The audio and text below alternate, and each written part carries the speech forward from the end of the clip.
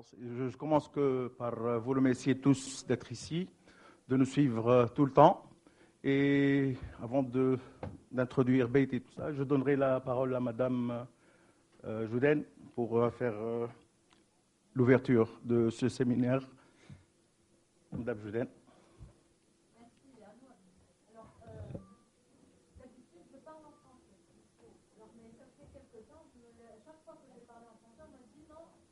Fonctionne pas? Ça fonctionne là. On me dit il faut parler en arabe. Donc j'ai préparé mon speech en arabe. Il y a la traduction et je pense que maintenant on pourra, pour ceux qui ne peuvent pas comprendre l'arabe, avoir la traduction en même temps. Donc barakallahu fik Anwar ويعطيكم الصحة وإن شاء الله هذا أول لقاء احنا متاعنا مع اللقاءات باش يكونوا متوفرة. دونك سيدة سناء بن عاشور رئيس جمعية بيتي، سيدات والسادة رؤساء ورئيسات وأعضاء الجمعيات اللي اليوم معنا، سيدات والسادة معنا من زادة كيف من البعثات الدبلوماسية، نشوف اللي معنا من بعثة الفنلندية ويمكن فما آخرين موجودين معنا، سيدات والسادة الحضور.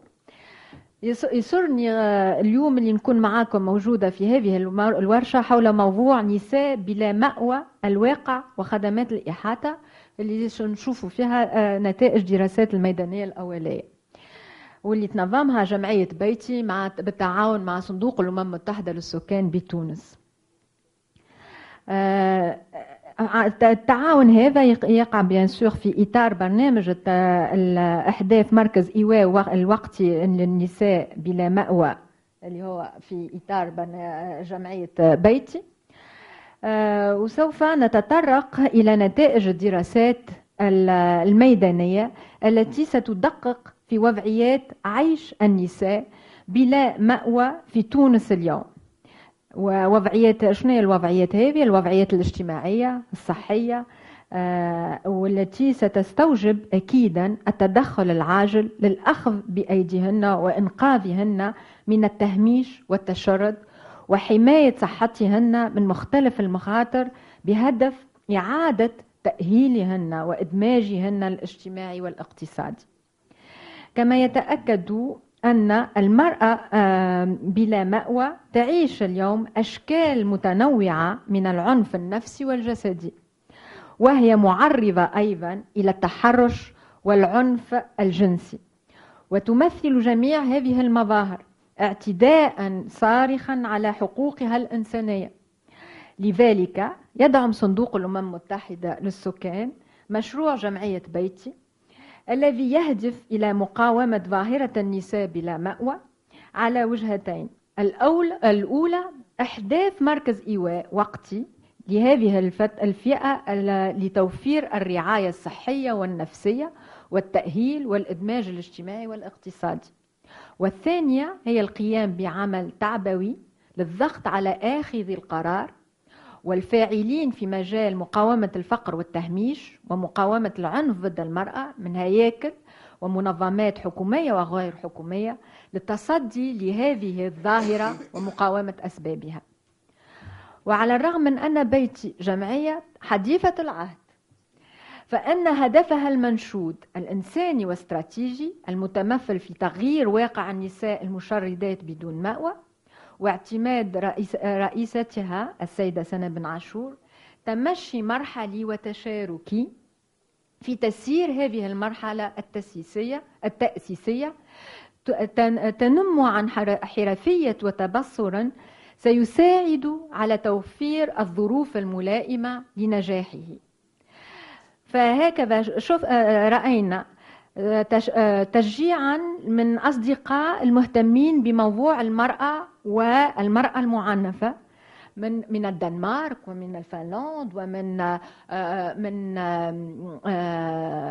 لونيفام والنرويج للمشاركة في المشروع وتقديم الدعم لجمعية بيتي. وكان الصندوق أول المتحمسين لهذا المشروع بإبرام اتفاقية تعاون عملنا عليها مع جمعية بيتي لدعمها في هذه المرحلة التأسيسية. وبما أن هذه المرحلة تستوجب دراسة وبكل دقة وحرفية جميع عناصر المشروع من فئة مستهدفة وطرق وآليات الإحاطة والرعاية وتفاعلات محيطه الاجتماعي والمعماري والجدوى وضمان ديمومته.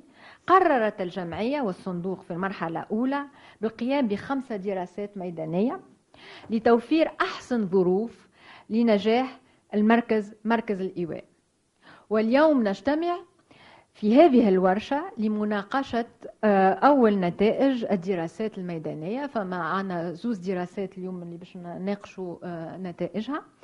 الأولى هي النساء المشردات بلا مأوى التي تهدف إلى التشخيص الميداني لهذه الظاهرة والتعرف على خصوصيات هذه الفئة من النساء وعلى حاجياتهن وطموحاتهن. والثانية الدراسة الثانية التي من المنتظر أن تفضي أولا إلى رسم خارطة شركاء مركز إيواء بيتي العاملين في مجال الرعاية والإحاطة وإدماج الفئات المهمشة. وثانيا وضع نموذجا لتسييره وفق للحاجيات النساء بلا مأوى والمبادئ الإنسانية للمشروع. سيداتي سادتي، لقد وفر الصندوق وجمعية بيتي الظروف الملائمة لفريقي الدراستين، وواكبت اللجنة المشتركة المكلفة بمتابعة إنجاز الدراسات مختلف مراحلها، فساعد ذلك على ضمان نوعية النتائج واحترام الأجال. وإذ نعرض عليكم اليوم مناقشة هذه النتائج، فإننا على يقين أنكم بكفاءاتكم وخبراتكم ستساهمون في التعمق في مواضيعها وإثراء استنتاجاتها لمساعدة جمعية بيتي على توفير ظروف النجاح لهذا العمل. وفي الختام أشكر كل من السيدتين فتحية السعيدي وسميرة عيادي والسيد سنيم بن عبد الله. مانيش نشوف فيه سنيم فوالا والسيد سنيم بن عبد الله المشرفين على الدراستين على ما قاموا به من مجهودات، متمنية لهذه الورشة النجاح والتوفيق والسلام. Merci Madame Jouden. Avant de donner la parole à Sana Ben Achour pour vous présenter l'association Beiti, j'aimerais avant tout vous présenter les membres de Beiti, que je remercie énormément. Et je commencerai par, il n'y a pas d'ordre, mais Walid Al-Arbi, Olfa Ben Yahya, Si Abbas Abd Kafi, Ibtissam Marzouqi, Sanda Ben Achour, Asma Ghasham, Samia Fraus, Nadia Al-Hakimi et si Mohamed Haddad.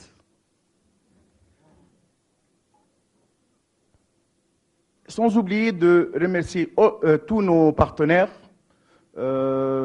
tunisiens, Madame l'ambassadeur de Finlande, Karim aussi de l'ambassade de Finlande, Madame Anne Rasmussen du Danemark, nos amis de l'ambassade de Suède, de la Norvège, les collaborateurs de Madame Jouden, Si Abdelrahman Jmour et ainsi que Manel Stambouli, et tout le monde et tous ceux qui croient au projet Beiti. Et je donnerai la parole à Sana Ben Achour pour vous présenter Beiti. Et j'aimerais bien dire un petit mot, c'est Beiti Tunisie. Et je vous expliquerai après pourquoi j'insiste sur le Tunisie. Bien. Alors, شكرا للحضور. شكرا لليلى جودان الممثلة للUNFPA, le Fonds des Nations Unies pour la Population بالنسبة للسكن. نشكر كل الأصدقاء والصديقات من الجمعيات اللي هما قاعدين يباشروا في العمل معنا واللي يعطاونا الثقة متاعهم ونجم نقول حتى le préjugé favorable. نشكر أيضا المؤسسات العمومية وعلى رأسهم وزارة الشؤون الاجتماعية اللي كان ما كانتش هي معنا وقفت معنا ممكن المشروع هذا ما كانش يوجد وينجز. لذلك إذا نضم صوتي إلى صوت أنور اللجمي اللي هو سكرتير جنرال متاع الجمعية باش نشكركم ونشكر الحضور. اليوم مانيش باش نقدم ما قلنا هي فرصة أول ظهور لجمعية بيتي، ظهور عمومي. حبيت نقدم لكم الجمعية، لكن قبل أن نقدم الجمعية هو هام أنه نقدموا وضعيات الهشاشة الاقتصادية والاجتماعية للنساء، وخصوصا فيما يتعلق بقضية السكن. باش نقدم لكم هالباوربوينت هذايا سميناه النساء لا مأوى لهن. والفكرة الأولى بالنسبة للمقاربة متاعنا هو أنه واضح الدراسات الأولى وقبل حتى الدراسة اللي احنا اليوم باش نقدموها، عملنا دراسة يوم 3 مارس وقدمناه هذايا قدمناه في دار الأسرم بتعاون مع جمعية صيانة المدينة. الحالة يعني تمكنا من أنه نحطوا صبعنا على ظاهرة متشعبة. يعني المقاربة متاعنا بالنسبة للنساء بلا مأوى هو أن الحالات عديدة وتوحي بتشعب الظاهرة وبتمازج التمييز الجنسي والطبقي والعنصري والعرقي والديني. يعني ما فماش تمييز فقط ضد النساء، لكن التمييز ضد النساء يواكبوا ويزيد يأثر عليه التمييز العنصري، التمييز بين الفئات الاجتماعية إلى غير ذلك. هذا ما يجعل عديد من النساء تخرج من بيوتهن وتدفع بها إلى الشارع. هذه المقاربة العامة. فالمقاربة العامة تبين أنه هناك ظاهرة متشعبة ومتعددة، أنه قضية النساء بلا مأوى ما تتعلقش بفئة اجتماعية معينة، هي يمكن أن تهدد كل امرأة. وتو نشوفوه في العينة متاعنا هذية اللي خليناها من المقاربة الأولى متاعنا. الحالة الأولى اللي تعرضنا لها عن طريق أصدقائنا من جمعية الأطفال حقوق الأطفال هي أمهات دون سند أسري أو في قطيعة أسرية ليست لهن أي دخل وهن في عجز مادي ومعنوي. تعاني هذه النساء من التشرد المطول ومن نكران الذات اللي يخلف عليه نكران الذات والإحساس بالذنب، وحتى في بعض الأحيان سامحوني الكلمة ما عرفتهاش لا ديمانس، ممكن الجنون يعني المرض في بعض الأحيان. النساء هذوما ممكن اللي توصلنا لهم عن طريق ليزورجانس بسيكياتريك، وهذا اللي قالوه لنا أصدقائنا في جمعية الأطفال. هذه الحالة الأولى. الحالة الثانية هي شابات دون وسائل أو قدرات أو حقوق اللي فقدت حقوقها ويعيشنا حالات التجوال السكني. سامحوني ما لقيناش الترادكسيون، سميناها لو نوماديزم لوكاتيف، يعني من شهر لشهر تبدل من الدار، من شهر لشهرين تبدل من الدار. سي لو نوماديزم التجول السكني مع أزواجهن أو من يرافقهن باستئجار الغرف، يعني بالبيت اللي هو اسمه لوكالة اللي احنا نعرفوها في تونس اسمها لوكالة، باستئجار الغرف أو بالبغاء القسري يعني لا بروستيتيوشن فورسي. هذه صديقتنا من بلدية تونس لطيفة بوسلامة هي اللي أكدت على الظاهرة هذه وحستنا بالظاهرة هذه في أول لقاءاتنا. الحالة الثالثة هي حالة النساء المتزوجات ضحايا العنف الزوجي أو الأسري والتي غادرت محل الزوجية. وتعرفوا مغادرة محل الزوجية في تونس يعني يعاقب عليه بما يسمى بالنشاز. إذا غادرت محل الزوجية وهن في حالة طوارئ ليس لهن أي مأوى يحتضنهن وهي مهددات يعني بالعنف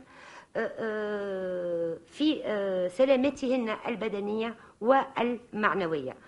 هذه الحالة الثالثة. الحالة الرابعة هي أيضا نساء عازبات، يعني تنجم تكون أمهات عازبات أرامل أو مطلقات يرأسن الأسرة، يعني هما اللي دخلوا في الدخل للأسرة، لكن ليس لهن وسائل وقدرات، ويعيشن بسبب حالاتهن الزوجية، يعني الطلاق أو هي أرملة أو أم عازبة، يعيشن التهميش، وهي مهددات أيضا بالهشاشة.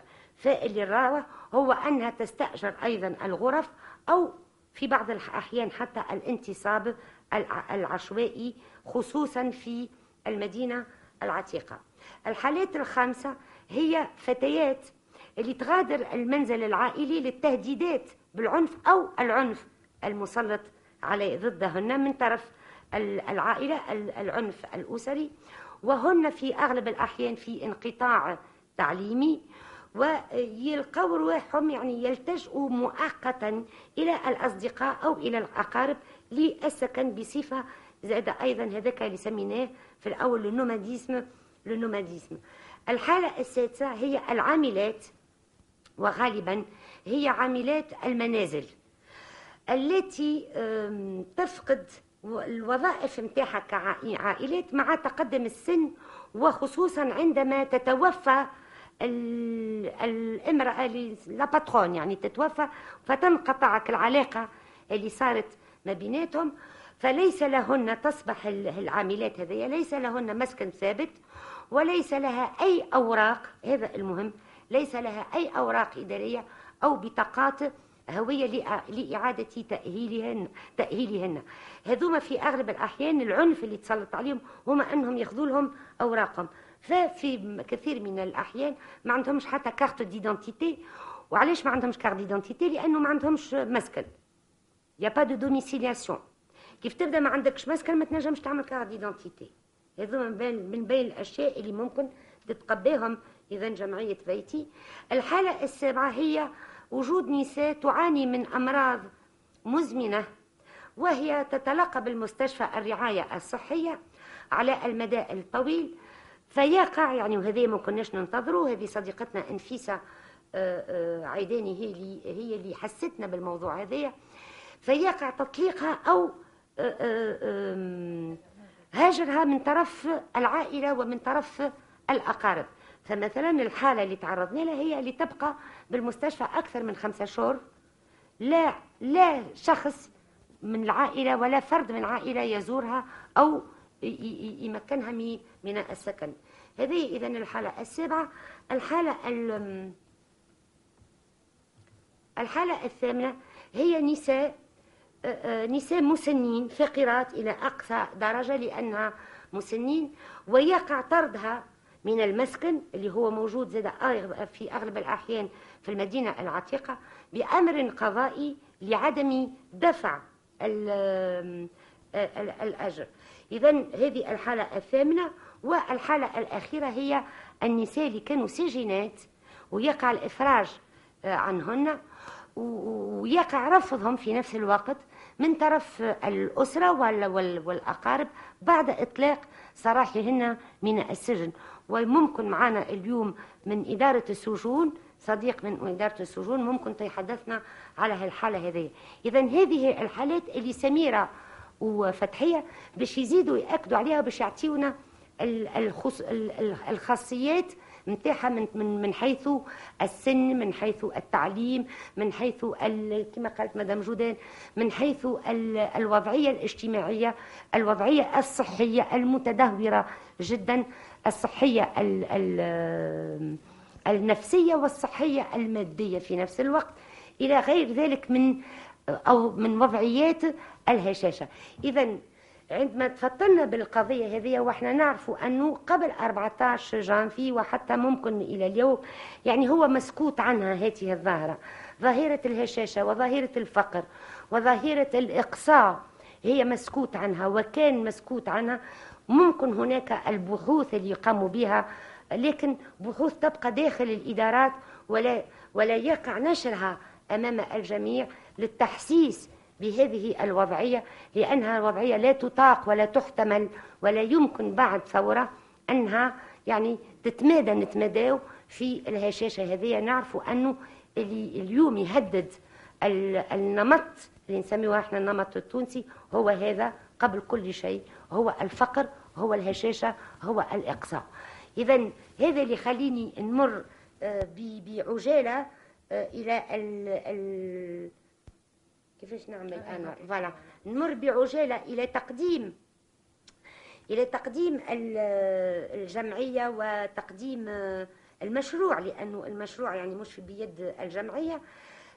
بيتي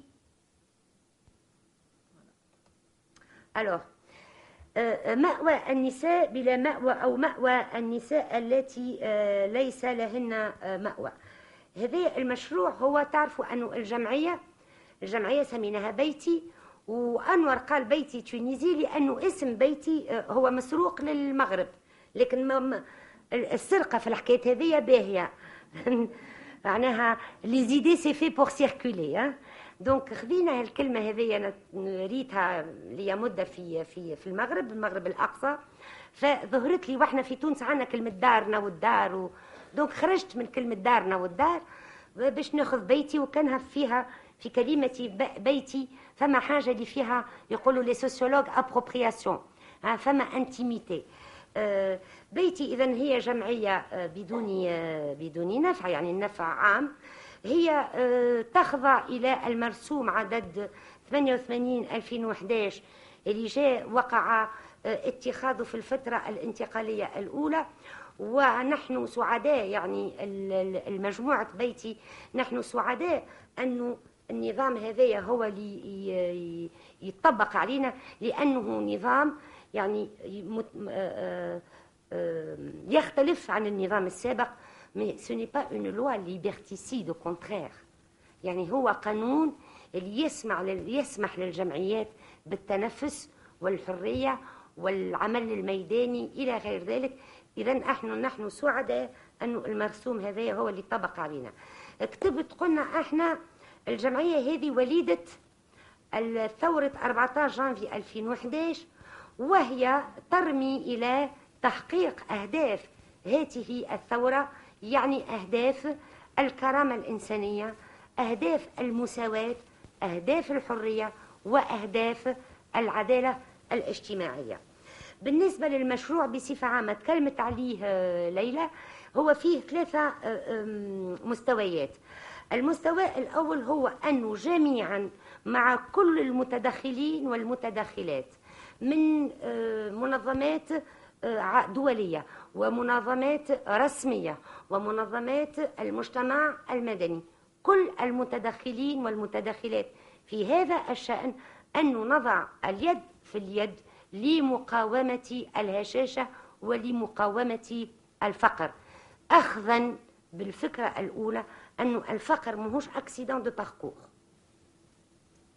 ومهوش خاص بشخص، لأنه هو ما عندوش المؤهلات، ولا هو بهيم سامحوني الكلمة، ولا هو ما يحبش، ولا هو بخيل كما يقولوا، ولا هي ما تعرفش مش مقدودة إلى غير ذلك.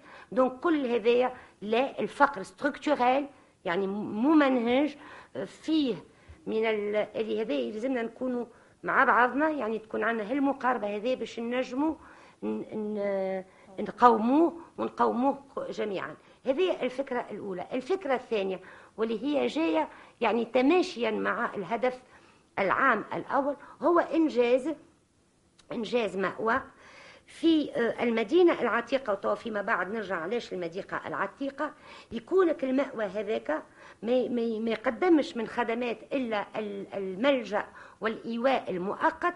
صحيح فيه الإيواء المؤقت لبرجمان بروفيزوار، لكن فيه الإنصات النفسي، فيه أيضا المرافقة الاجتماعية، فيه المرافقة الصحية النفسية والبدنية، فيه تقديم المشورة القانونية والإدارية، فيه أيضا تدعيم قدرات النساء، وهذا تعلمناه من عند صديقاتنا من جمعية de formation psychologique et d'échange clinique اللي ترأسها صديقتنا نادرة بن اسماعيل، وجات بحذانا نيكول، وقلت لنا نيكول وقولوه أصدقائنا أيضا في جمعية نساء الديمقراطيات. هذه الكل تو فيما بعد نرجع له. يعني كيف نبداو على الميدان نفهموا أنه كل شخص عنده مؤهلات، يلزمك تعرف تلقاهم المؤهلات، تسمعهم وتسمع الناس، وفيما بعد كيف تلقى المؤهلات هذيك تنجم تخدم معاهم، يعني بشوية صبر وبشوية ثقة يعني علاقة ثقة تنجم تخرجهم المأزق اللي هم يكونوا فيه واللي يخلي لهم حياتهم حياة جحيم.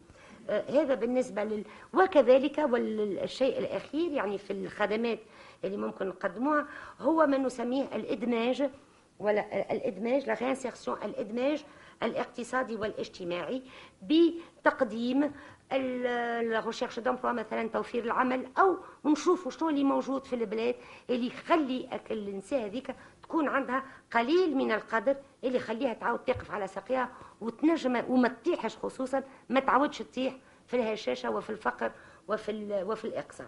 هذا المستوى الثاني. المستوى الثالث هو أنه هذا نعرفوه لأنه نحن معناها في أكثرنا في بيتي جايين من جمعيات يعني حقوقية، من جمعيات مناضلة. نعرفوا أنه صحيح العمل الخيري باهي، لكن العمل الخيري هذا ما يندمجش جوستما في عمل خيري فقط، يعني لا جينيروزيتي وي، التضامن اي نعم، لكن لا بد من الضغط عن من له سلطة القرار لتغيير الأوضاع بالقوانين أمام المحاكم في الآليات الاجتماعية والإدارية إلى غير ذلك.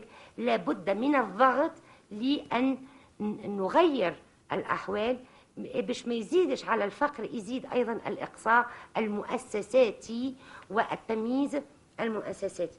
هذا إذا بالنسبة للمشروع متاعنا في بيتي. الأهداف متاعنا ولا مش الأهداف، المبادئ اللي احنا جينا على حولها هي مبادئ حقوق الإنسان، يعني إيمانا منا بأن حقوق النساء هي جزء لا يتجزأ من حقوق الإنسان، وأن الهدف متاعنا هو الإيواء واللي نسميه لو لوجمون ديسون. لابد أن يكون لو لوجمون ديسون المسكن اللائق يكون هو الهدف، ويكون ويصبح حق اوبوزابل، يعني أنه نجابه به السلط لكل شخص. هو يبدو يعني هكا شوية أوتوبيك، لكن مش صحيح. هذا موجود الآن في عديد من البلدان، لو دروا او لوجمون اوبوزابل. اوبوزابل اكي للسلطة العمومية، هي المسؤولة الأولى على المسألة هذه، مسألة الفقر والهشاشة. إذا قلت لكم في نفس الوقت الأهداف لي زوبجيكتيف بصفة بعجالة. مانيش نقول لكم كل جمعية فيها الاسامبلي جينيرال، الجامعة، الجلسة العامة، فيها اللجنة الإدارية، لكن ممكن المهم في الجمعية هذه هو أنه الشراكة اللي قاعدين نبنيوها مع بعضنا مع الجمعيات، مع المؤسسات العمومية الوطنية والمحلية، هو أنها نلقاوها داخل الجمعية هذه اللي سميناها احنا هيكل اللجنة الاستشارية والتوجيهية مع بعضنا، لأنه نؤمنوا اللي ماناش الأولانيين. ممكن الخبرات نتاع الأصدقاء تكون هامة ونسمعوهم باش نجموا نمشيو يكون العمل نتاعنا يكون عمل ناجح. هذا الشركاء نتاعنا تعرفوهم قلنا لكم. وباش نجي علاش نحب نأكد، صحيح فما الUNFPA بالنسبة لكل الدراسات هي من الشركاء نتاعنا، لكن عندنا شريك كان الدور نتاعو كان هام، وهي وزارة الشؤون الاجتماعية. علاش وزارة الشؤون الاجتماعية بالذات؟ وسأنهي dans 5 minutes أنور. داكور. ألوغ علاش؟ لأنه احنا عملنا معناها كيف قعدنا المجموعة مع بعضنا وكانت على دراية، ماهيش باغازار، كانت على دراية. حبينا أنه الملجأ نتاعنا هذيا يكون في المدينة العتيقة. علاش في المدينة العتيقة؟ وحبيناه في المدينة العتيقة يعني في تونس، المدينة اللي احنا نسميوها المدينة. علاش؟ لأنه في المدينة واضح أنه سي ان اسباس دو بروكسيميتي، يعني فيه قرب، فيه تواصل بين الأشخاص، فيه عديد عديد من الأشياء اللي تخلي العبد في الفضاء متاعه، يعني فما تواصل مع الفضاء ومع الأشخاص اللي موجودين في الفضاء. ما فماش كيما في اللي هو موجود اليوم اللي لوربانيزم مودير، اللي هو الكلوازون بار كاتيجوري سوسيو بروفيسيونيل. الطب مع بعضهم، والجورناليست مع بعضهم، والقضاة مع بعضهم، كل واحد مع بعضه، والعباد كل راكبه في الكراهب وشبابك مسكره. بينما غاديك الفضاء، يعني فضاء اللي يقع التجول فيه يعني على الأقدام، فيه من الأعمال ومن الحرف القديمة والبسيطة والصغيرة اللي تخلي الشخص يعني في علاقة مع الفضاء ومع البشر، في علاقة فيها ودية، نوع من الودية. احنا مثلا في الفترة القصيرة هذه متاعنا ولينا صحبة مع الناس الكل، برشا مرات نمشيو غاديك للمأوى ولينا نعرفوهم ونتحدثوا معاهم، واللي إذا فما اون كومونيكاسيون، فما تواصل. وهذا التواصل يعني اللي يقولون عليه أصدقائنا البسيكولوج بما فيهم إيما وأحلام، يعني هام باش يخلي أحلام بالحاج رئيس جمعية نساء ديمقراطيات كان ما فهمتوش، يخليهم يخرجوا من لابول اللي هما موجودين فيها. إذا هيا احنا إذا توصلنا بعد الاستكشاف داخل المدينة العتيقة، تبين أنه هناك مدرسة اللي هي وقع إنجازها في أوائل القرن العشرين، أواخر القرن التاسع عشر وأوائل القرن العشرين، وهي مدرسة سيدي علي عزوز، موجودة بعدد 5 ناهج مسمار القصعة، وكأنه باش يكون اسمها على جسمها. فوالا المدرسة هذيك مبدئيا كيف تبدأ هي مدرسة وفيها وظائف تعليمية، هي تكون في الدومين بوبليك دو ليتا، هي في الدومين بوبليك، لكن كيف تخلى من الوظيفة متاعها تعاود تطيح دون لو دومين بريفي. كيف رجعت للدومين بريفي اللي هم أكثر من 20 سنة ولا 30 سنة ما عادش خدمت، مشيت للمينيستير دي زافير سوسيال. المينيستير دي زافير سوسيال وزعها، هي فيها زوز ساحات. الساحة الأولى وقع تخصيصها لجمعية السم والبكم، والساحة الثانية وقع تخصيصها إلى جمعية بيتي. يلزمني نعمل ويث باردون فوالا سي بون. هو باش معناها باش نوريكم اللي وقع التخصيص لجمعية بيتي، وفيه كما تراو فيه تصحيحة المدير العام للمصالح المشتركة، فيه مدير الشؤون الإدارية والمالية، فيه رئيسة جمعية بيتي، وفيه رئيسة جمعية السم والبكم. باش نعطيكم جوست كلك زيماج. هو إذا المبنى مبنى اللي باش ناخذوه واللي باش نعاودوا إعادة تأهيله. هذه لامباس زنقة مسمار القصعة، والباب اللي تراوه هذا هو الباب الثاني، هو المدخل الثاني يعني بالنسبة للساحة الثانية. التصويرة فوالا باش نعطيكم في نفس الوقت يعني en même temps التضارب في نفس الوقت. هو يعني مبنى جميل جدا يعني ويرتاح له الإنسان، وإحنا بيدنا يعني حتى في الحالة هذه كيف نمشيوا له نرتاح له، فيه الظل وفيه الافريشور ومكتب لكن في نفس الوقت معناها فما تدهور يعني متقدم للمبنى. هذه اذا هذوما لي اسكاليي الدروج اللي طلعوا للطابق الاول. هنا كيف تراو مثلا الباب هذايا الازرق الصغير هذيك ابارتمون دو فونكسيون وهو الان فارغ. هذه ولا شوفوا الحاله نتاع الساحه الثانيه، لكن في نفس الوقت الشجره اللي في الوسط واللي باش تظلل والكبر نتاع الشجره، لكن الاوساخ اللي اصبحت الساحه هي مصب للاوساخ وللفضلات. نفس الشيء هذوما قاعات التدريس، وعندنا يعني منظر على الساحه نفس الشيء. وتراو في آخر الصورة البارتي اللي عطاها وزارة الشؤون الاجتماعية عطاتها لجمعية السم والبكم واللي وقع تأهيلها هي أحسن، يعني تراوي اللي هي في أحسن. سامحوني، هي قاعة من قاعات التدريس، قاعة ثانية من قاعات التدريس اللي باش يقع إذا إعادة تأهيلها. هو المبنى بكامله. هنا أيضا معناها صورة على الأوساخ والفضلات وشنو اللي يترقب فينا. نفس الشيء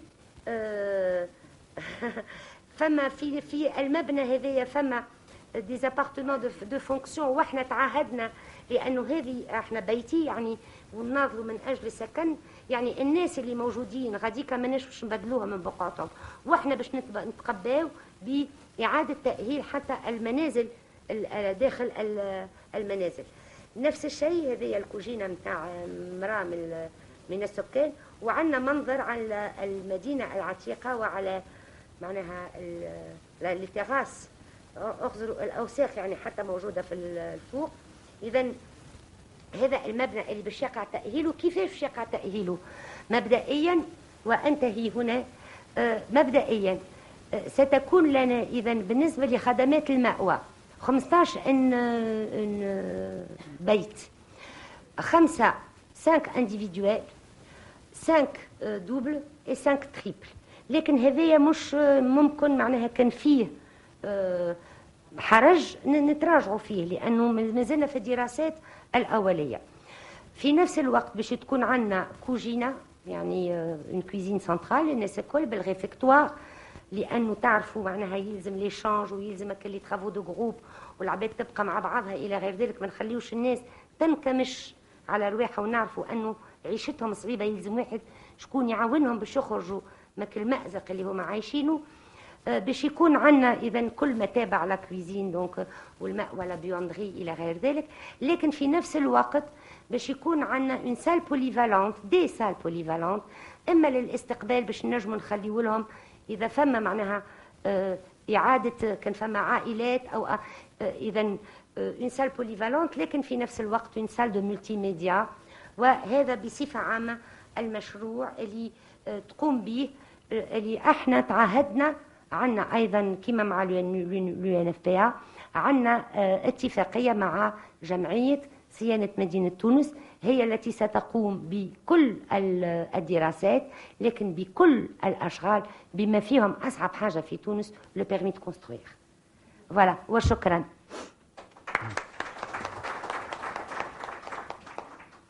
شكرا سناء.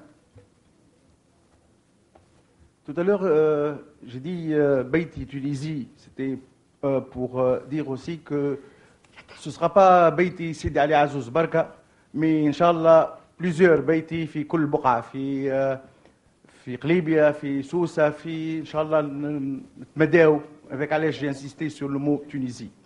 Et maintenant j'appelle madame, je donne la parole à Fathia Saidi et Samir Ayadi. Sans oublier tout à l'heure, Madame Judena les a remerciés, mais il fallait remercier aussi Karim Saïdawi et Monia Majdi, les 2 enquêteurs qui ont travaillé avec Samira et Fathia.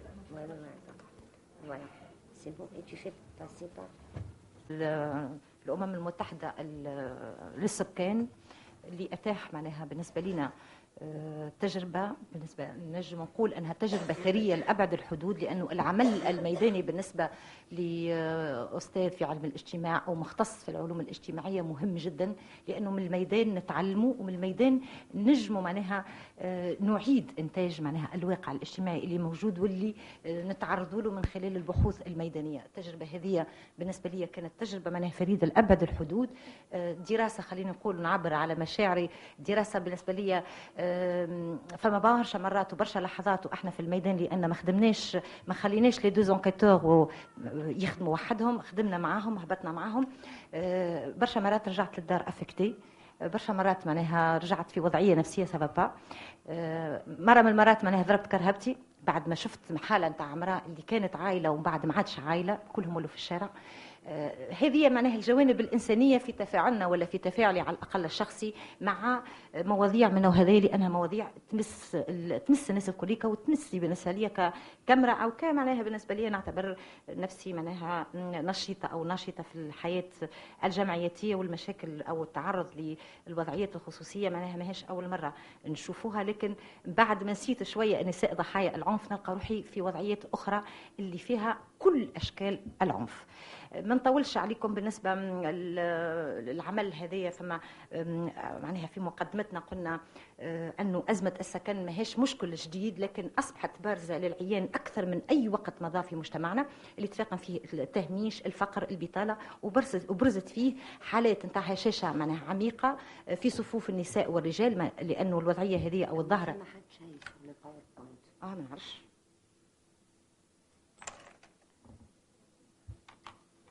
أنا وين شوف لنا هالحكاية التقني. قلت أنه أزمة السكن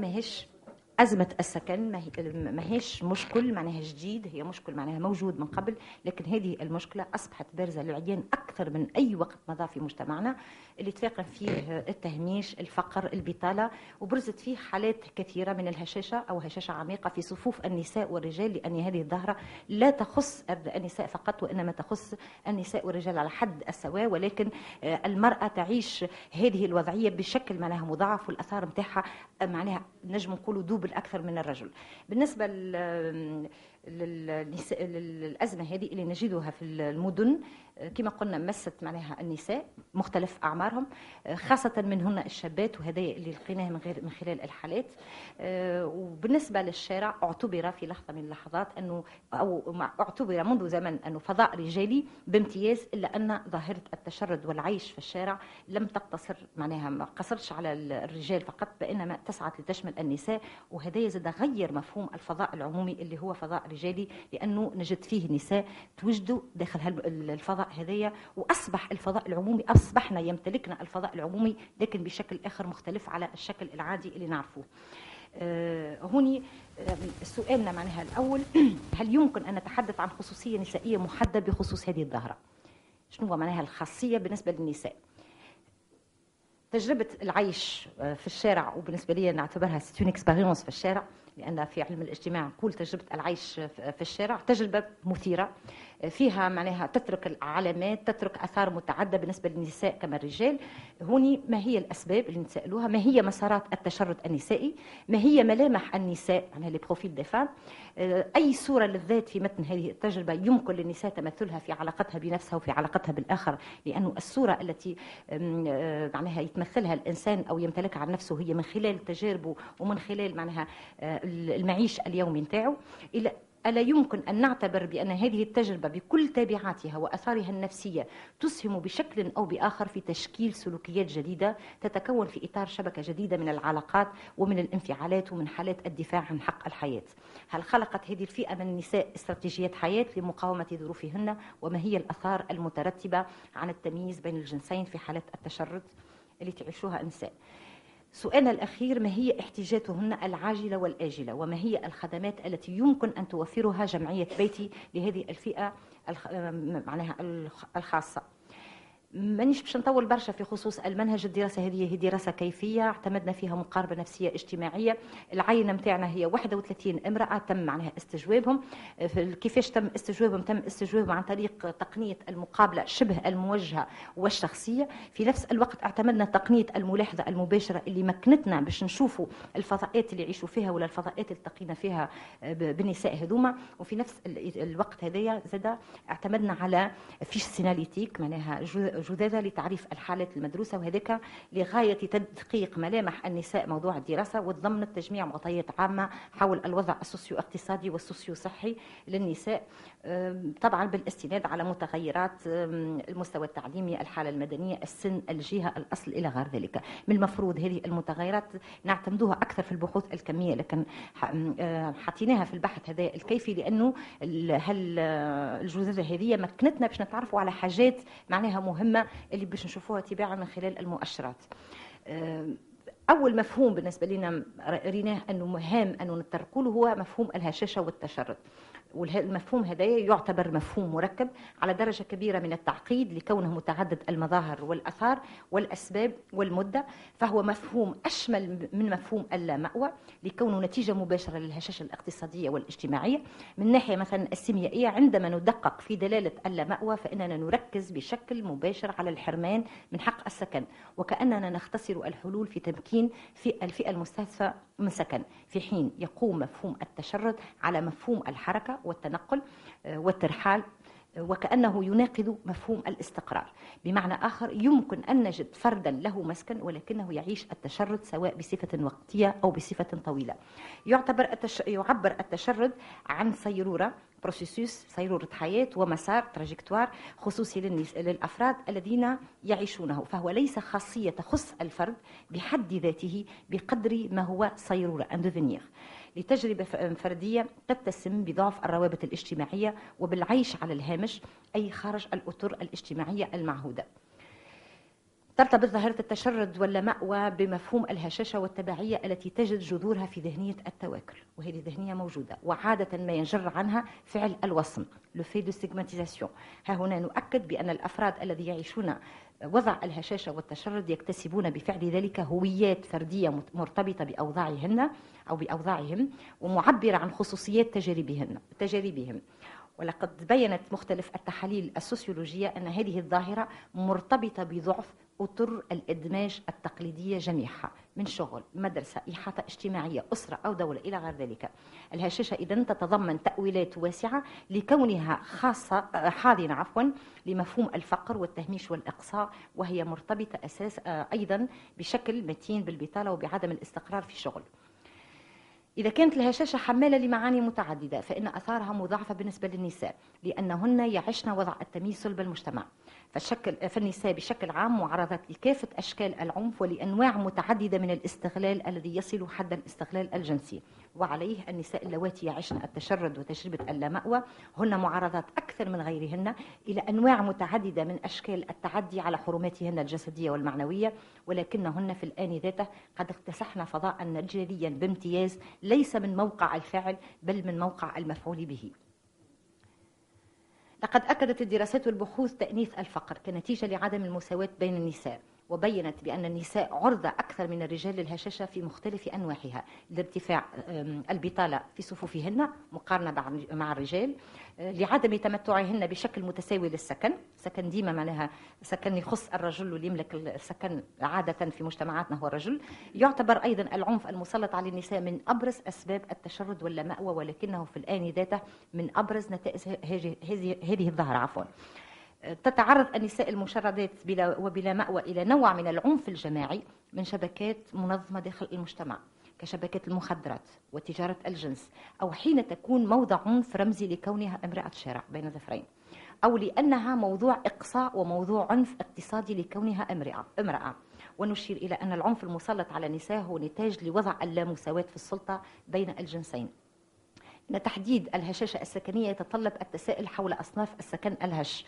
في السنوات الأخيرة ومن خلال العديد من الدراسات شهدنا تسميات متعددة تعبر عن السكن الهش، مثل السكن المتدهور لوجمون ديغرادي، السكن غير اللائق لوجمون انديسون، السكن غير الصحي لوجمون انسولوبر، السكن السيء لو مال لوجمون، والسكن الحاط من الكرامة لوجمون انديني. تعتبر هذه التسميات من ناحية أو تعبر هذه التسميات من ناحية على تطور في المفاهيم، ولكنها تتضمن رؤى متعددة للسكن الهش يصل إلى حد التعبير عن رؤية حقوقية تقر بوجود سكن يحط من الكرامة الإنسانية من منطلق أن السكن حق من حقوق الإنسان. وتعتبر باسكال بيشون مثلا على سبيل المثال، ودرست هذا الموضوع جيدا، أن المرور من تسمية السكن الغير الصحي إلى السكن الحاط من الكرامة يعبر عن مرور من سياسات تركز على الجماعي إلى سياسات تركز على محورية الفرد، وهذا ما يفسر السعي إلى إيجاد حلول تحت يافطة حفظ الكرامة. مؤشرات ودلالات أترك في هذا المجال زميلتي معناها سميرة عياد أنها تكمل في الإطار هذا، تقدم لنا ال 31 حالة حسب معناها حسب متغيرات البحث، ثم سأعود.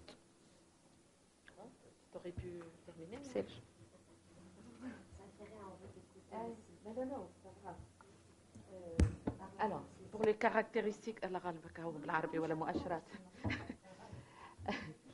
pour les caractéristiques, oui. Tu mets là, parce que je ne les ai pas.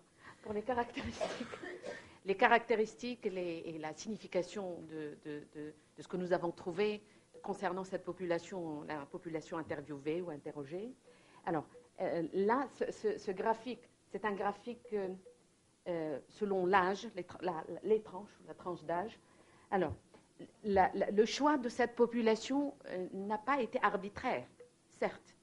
Bon, quoique c'est une approche qualitative, là où la quantité ou le nombre ou l'effectif n'est pas obligatoirement représentatif de la population mère que nous ne connaissons pas. On n'a aucune idée sur les femmes errantes en Tunisie.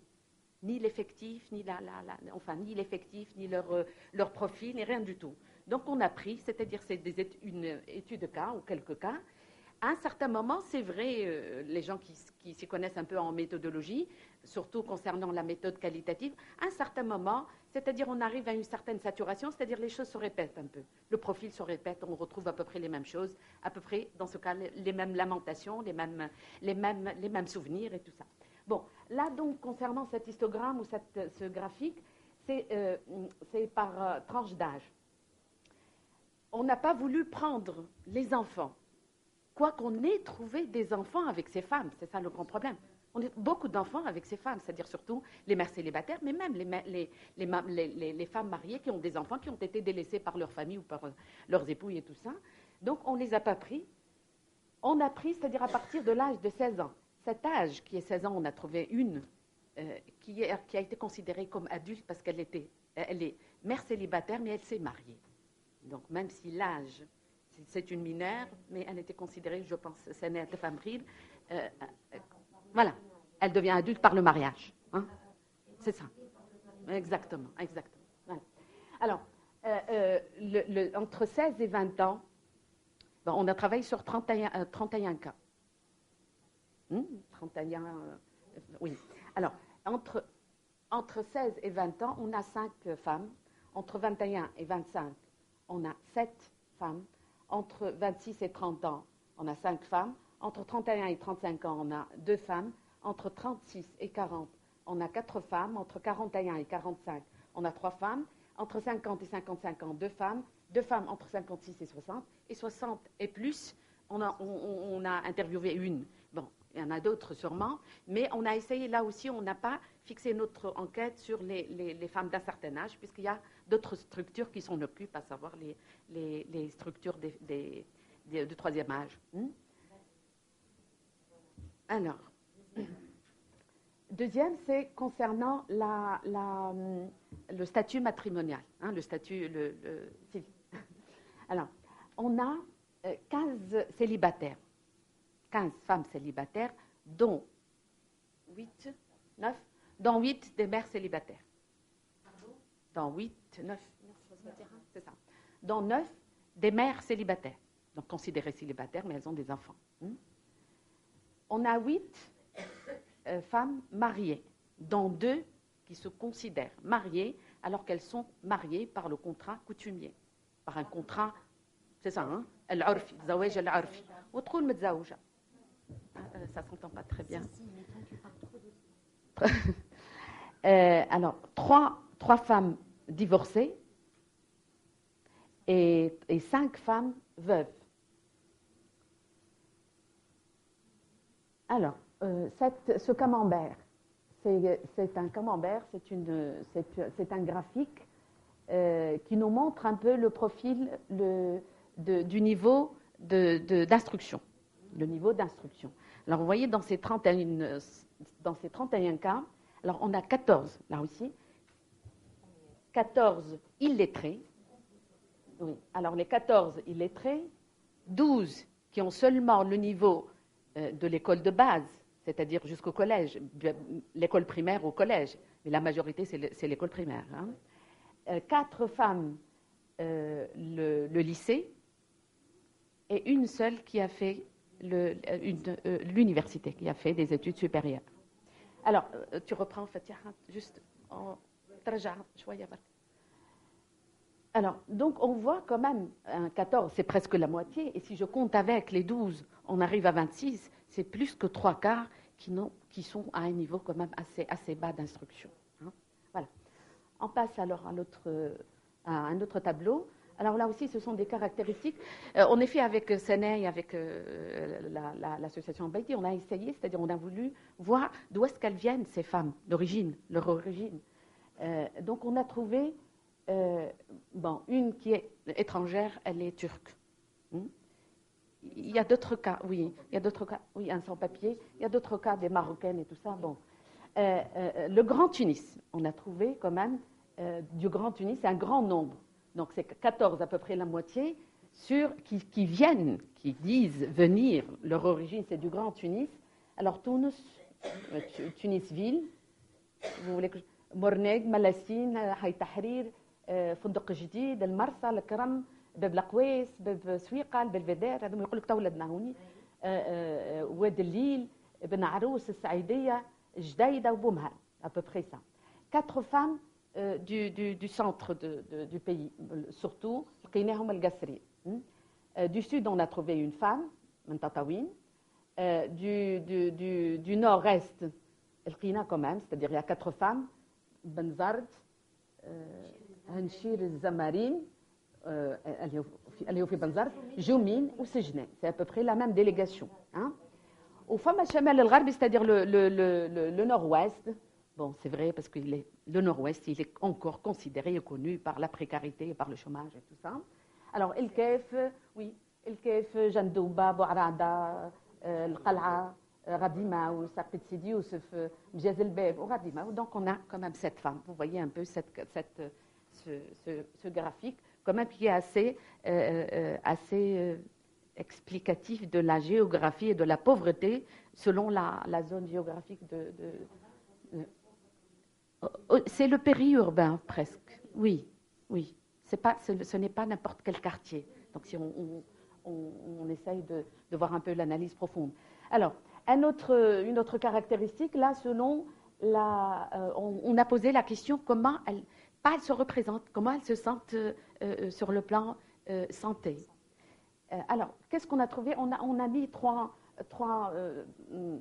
réponses. Alors, celles qui ont dit لاباس في صحة جيدة, c'est-à-dire en bonne santé, c'est 6 femmes. Celles qui disent que la santé elle est moyenne, c'est 11 femmes. Et celles qui disent qu'elles sont vraiment très mal au point sur le plan santé, c'est 14 femmes. Et ces 14 femmes, la majorité, elles sont des jeunes, contrairement à ce qu'on peut croire.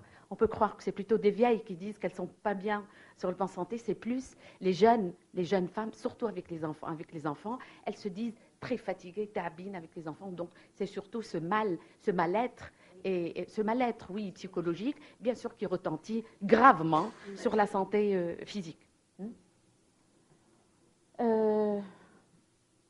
Alors, un autre graphique, c'est voilà. Là aussi, oui, j'ai oublié de vous dire que les femmes que nous avons interviewées, il y a 26 femmes, 23, oui c'est ça, 23 sur 31 quand même qui sont en âge de procréation. Jeunes, en âge de procréation, et on voit là, c'est ça le grand paradoxe et le grand problème, c'est-à-dire à mettre le point dessus, c'est que celles qui utilisent, donc quand je dis en âge de procréation, c'est que c'est susceptible de tomber enceinte, avec l'ambiance de la rue, l'agressivité, la violence sexuelle et tout ça, et puis l'ignorance aussi. Et donc, qu'est-ce qui peut, c'est-à-dire qu'elles sont vraiment, elles affrontent des grands problèmes oui. Alors, 23 de ces 31 femmes n'utilisent aucun moyen de contraception, aucun. 8 seulement, elles utilisent un moyen de contraception, et on verra, la majorité disent que ça ne sert absolument à rien, et c'est vraiment le dernier de leurs soucis de se préoccuper de ce genre de choses. Alors, une autre caractéristique, alors concernant, voilà, est-ce qu'on a posé une question, est-ce que vous consultez un médecin, particulièrement concernant la santé reproductive? Alors, 16, elles ne voient aucune nécessité pour consulter un médecin concernant leur santé reproductive. 13 aussi, elles disent que c'est une mas'ala ghayr daruri. Non, 13, elles disent oui. Alors, occasionnellement. Et 2, elles disent que c'est une... Voilà. Oui, on peut y aller, mais c'est plus par prévention. C'est plus par prévention. Alors, là aussi, bon, tout à l'heure, c'était plus la santé reproductive. Là, est-ce que vous consultez un médecin? Bon, il y en a celles qui disent, oui, on consulte un médecin, mais vraiment, la majorité, elles disent, elles consultent un médecin en cas d'urgence. Pour elles, les urgences, c'est vraiment l'accouchement, elles doivent accoucher. Sinon, elle ne voit aucune nécessité pour aller voir un médecin. Donc, oui. Donc, la majorité, voilà. Donc, ce qui est en gris, c'est 18 femmes qui disent on voit un médecin ou on consulte un médecin seulement pour l'accouchement. Le reste ne voit pas de nécessité pour consulter un médecin. Alors, là aussi, encore dans le domaine de la santé, un grand problème que nous avons relevé, c'est cette histoire de carte de soins. La majorité n'en ont pas. Donc là, on est à 21 sur 31, 21 femmes n'ont aucun papier, n'ont pas de carte de soins, donc elles ne peuvent pas. La carte, oui. Et ni seulement, elles ont une carte de soins, mais dont la majorité, pour ne pas dire, parce que j'ai pas pour ne pas dire la totalité, disent qu'elles ont eu la carte de soins via leur mari, c'est-à-dire parce qu'elles sont mariées. Une fois il part le mari, elles n'auront plus de carte de soins. Donc presque la totalité sont sans carte de soins en l'absence du mari ou du père, ou surtout le mari. Alors, ce graphique, là aussi, on a essayé de voir où est-ce qu'elles habitent. C'est vrai, avant de se trouver dans la rue, dans l'errance. Alors, on a donné, on a 6 femmes qui disent qu'elles habitaient une maison, une maison. 16 qui disent qu'elle habitait avant l'errance, elle habitait une dar arbi, avec une femme qui dit qu'elle habitait de toute façon avec l'errance, mais avant elle était errante aussi, elle habitait dans une baraka. On verra après avec Fetiha ces concepts de mode de vie ou ces concepts d'habitat plutôt. 3, elles habitent lequel? 2. Et 6 dans une khirba. On verra ça tout à l'heure, c'est-à-dire on le dira tout à l'heure. Un autre graphique, alors, c'est qui est cher à Séné, hein. Non, le mot de c'est-à-dire, oui, parce que c'est cher. Oui. Alors, le temps de l'errance, c'est vrai, c'est-à-dire on a trouvé des femmes qui sont en errance avec une période quand même plus ou moins longue, mais on a trouvé des femmes qui sont en errance en intermittence. C'est un aller-retour entre la rue et un semblant de domicile ou de domicile. Voilà. Alors, 5. Oui. Oui. Alors, de 4, oui, il faut que je vois. De 6 femmes qui sont dans la rue de quelques jours à quelques semaines, c'est ça? À 1 mois. 8 femmes de 1 mois, tu me dis? À une année, oui, parce que je ne l'ai pas devant moi. Donc, 8 femmes de 1 mois à 1 année, 6 femmes d'une année à 5 ans, une femme de 5 ans à 10 ans, et 7 femmes, c'est ça, Fatiha, de 10 ans et plus, il y en a celles qui sont nées dans la rue. Mouloudine Fichera. Et une, bon, sans réponse. Oui.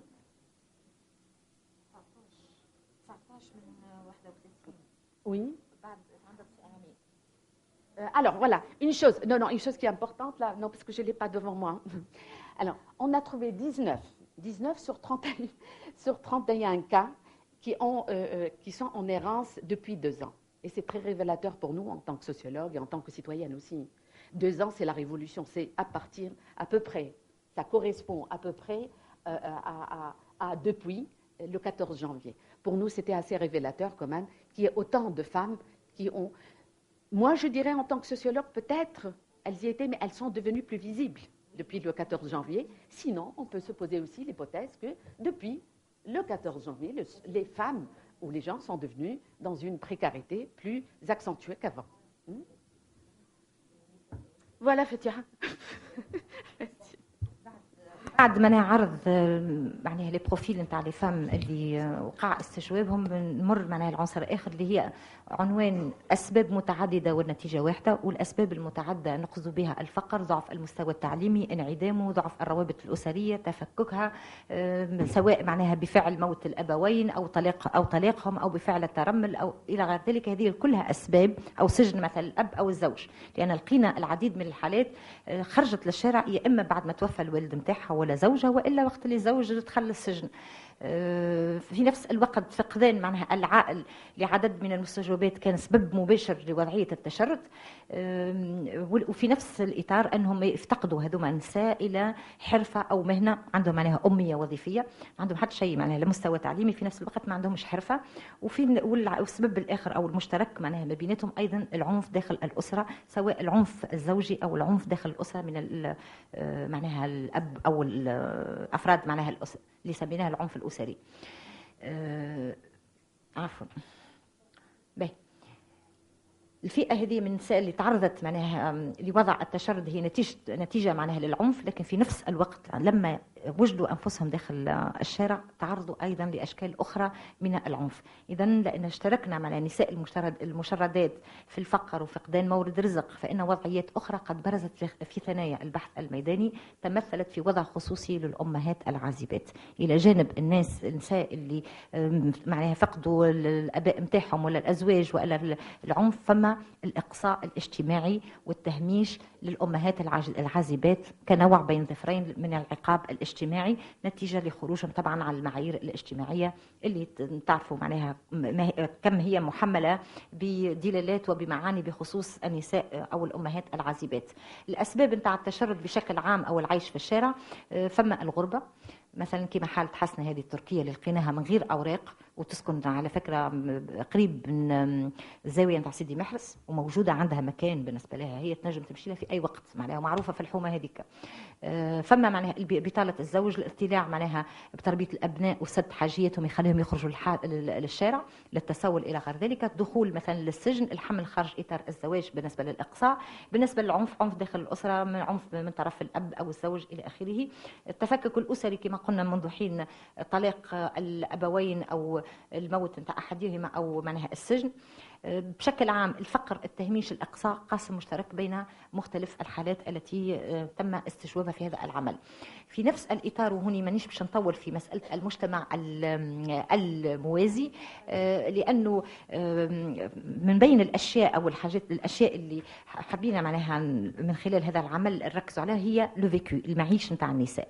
ومن خلال المعيش نتاع النساء اللي شفناهم داخل المجتمع، فما معناها وضعية نتاع نساء اللي موجودين واللي كنا نذكر فيهم منذ حين، اللي عندهم مدة طويلة في الشارع. النساء هذوما اللي عندهم مدة طويلة في الشارع نساء استقروا في ذلك الوضع، معناها يشكلوا تقريبا شكل من أشكال المجتمع الموازي. والمجتمع الموازي كأن نعيش في مجتمع نعرفوه معلوم الناس الكل لنا، لكن في هذا المجتمع هنالك جماعات نجم نقولوا تحتية أو مجموعات تحتية أو مجتمع تحتي اللي يخفي شبكات نتاع علاقات إلى غير ذلك، واللي بالأساس هما شبكات بين معناها غير ما نقولوا حتى بين ظفرين، شبكات معناها الجنس بمقابل شبكات معناها التسول، لأنه هناك شبكات وهذا يعرفناه وقت اللي نمشيو لمرأة واحدة هي تجيب لنا برشا اخرين معها، فما اللي استجوبناهم فما ما استجوبناهمش. وفما في نفس الوقت انه اللي تقول لك نمارس معناها في التسول، لكن في نفس الوقت معناها تمارس في مهنه غير معناها مساله التسول، تمارس مثلا في الجنس بمقابل معناها واحد. فما في نفس الحالات هذوما النساء هذوما ساعه عندهم نمط نتاع حياه، فما لغه ساعه مشتركه ما بيناتهم، فما نماذج نتاع السلوكيات اللي لاحظناها تخصهم هما كاشخاص. في نفس الوقت هذوما ابار معناها مساله التسول يمارسوا في اشغال معناها كنسميهم في القطاع معناها لانفورمال، لا شكلي او الغير مهيكل. مثلا كيفاش نجمنا نعرفوهم نساء هبطنا للتيران نلقاو مثلا تبيع في البابي مشوار نسالوها تعرفش بعد البريود تعطينا تليفون معناها نعطيوها تليفون تكلمنا. هذوما اللي النساء اللي عايشين في الشارع لكن في نفس الوقت عندهم معناها فضاء خاص بالنسبه لهم، وتقول لك اجاني في المكان الفلاني تلقاني، المكان الفلاني راه نجم يكون تحت مثلا جامعه ولا تحت ما ندري شنو في بقعتي، تقول لك هذاك السيكتور نتاعي. هذه لقينا مثلا مصطلح السيكتور لقيناه برشا، معناها سي مون سيكتور، كانه النساء تمتلك معناها فضاء خاص بها. هذاك علاش قلنا انه رغم انه الفضاء العمومي فضاء رجالي، لكن النساء هذوما امتلكوا الفضاء العمومي لكن بشكل اخر مختلف من موقع المفعول به وليس من موقع الفاعل. ما نحبش نوصل معناها نواصل في الاتجاه هذايا برشا، لكن نحب نذكر انه فما 3 انواع نتاع هشاشه هامشيه، عفوا مارجيناليتي معناها لقيناهم. هامشيه قسريه اضطراريه، كلهم خرجوا معناها اضطرار نتيجه معناها الفقر ولا مثلا العنف الى غير ذلك. هامشيه معياريه اللي يعيشوها بالاساس معناها النساء الامهات معناها العازبات. وهوني فما نمط ثالث هامشيه تم تبنيها بفعل التكيف، لانه من الاول تخرج معناها مضطره لكن في بعد تتكيف مع الوضع اللي هي فيه وتولي معناها الوضع هذاك وضع معناها خاص ومستقره فيه. وهذوما يبدو لي انه يلزمهم معالجات معناها خاصه واللي تتجاوز حسب معناها تقديرنا الامكانات نتاع جمعيه معناها بيتي. بشكل عام النساء هذوما في مسارات حياتهم فما نقص نتاع غذاء، انعدام معناها انعدامهم في احيان معناها كثيره، في اشكالات مثلا في اللباس نتاعهم في الاغطيه الى غير ذلك. هذه كلها الوضعيات ناجمه على الوضعيه اللي هما فيهم. التسول قلنا مساله التسول اللي تخفوا معناها وراء التسول باش يمارسوا معناها سلوكيات اخرى. الخوف من المستقبل، حاله من الاحباط عند الاكثريه نتاعهم. التحصن وراء سلوكيات دفاع وسلوكيات عنف وقسوه، مظاهر متعدده معناها ايضا لهؤلاء النساء. العيش بلا اوراق هويه او بطاقه تعريف قديمه تلقاها عندها تجاوزها معناها الدهر.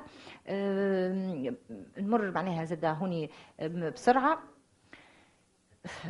في مسارات من الحياه لباركور التراجكتوار نتاع النساء هذوما. فما صور معناها معينه استبطنتها ولا اصبحت لهؤلاء الفئه من النساء. من تقريبا يمكن نصنفوا الحالات الى فتيات هربنا من البيت الاسري، نساء طردنا من البيت الزوجيه، نساء لم يمتلكنا امكانيات ماديه لكراء منزل قار، نساء خرجنا من البيت نتيجه العنف، نساء طردنا او تم اقصائهم من البيت، وهذه حاله الامهات العازبات ولا النساء اللي تسجنوا. في نفس الوقت فما نمطين معناها من السكن، فما اللي تتنقل من مكان الى مكان، فما اللي تسكن في خربه، والخربه هي دار مهجوره في غالب الاحيان مصب زاد معناها الزبله الى غير ذلك الفضلات، تلقاها هذيك تقول لك هذيك داري. وفما اللي تلقاها هكا حاجه لقيناها في المدينه العربيه ونجموا نمشيوا لها مع جمعيه بيتي، معناها كل معناها فما سقف، فما متر على 2 متر، ما فماش باب، فما شكون تسكن في الحاجه، فما شكون تسكن تحت الرافعات قلنا نتاع البضائع في الفريفري سور لي زتلاج نتاع الفريك.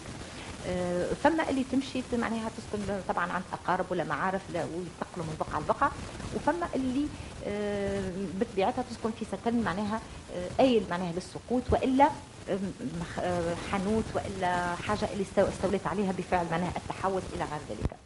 هذوما زوز انماط معناها كبرى من السكن.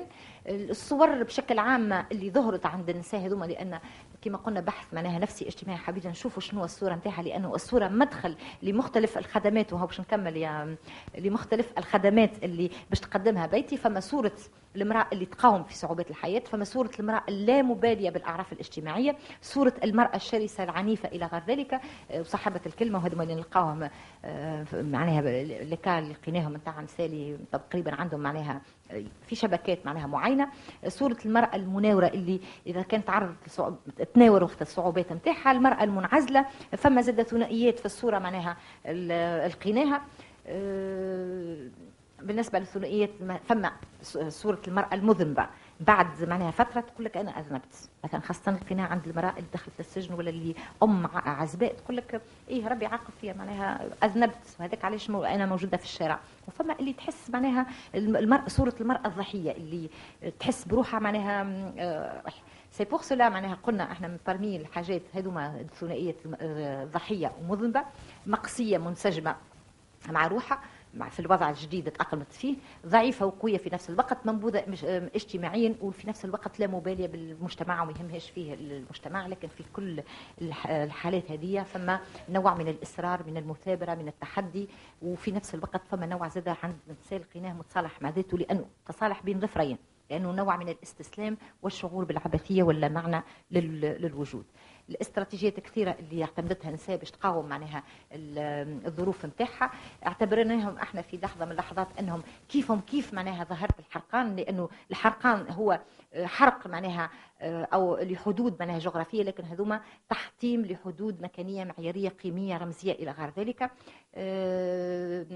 هوني النساء هذوما بيدهم هما معناها اوبجي دو فيولونس، لكن في نفس الوقت اوتور دو فيولونس، لان واحده تقول لك نبات بسكينه، وهذوما لي استراتيجي نبات بسكينه باش واحد يضربني نضرب، هذوما الالفاظ اللي لقيناها.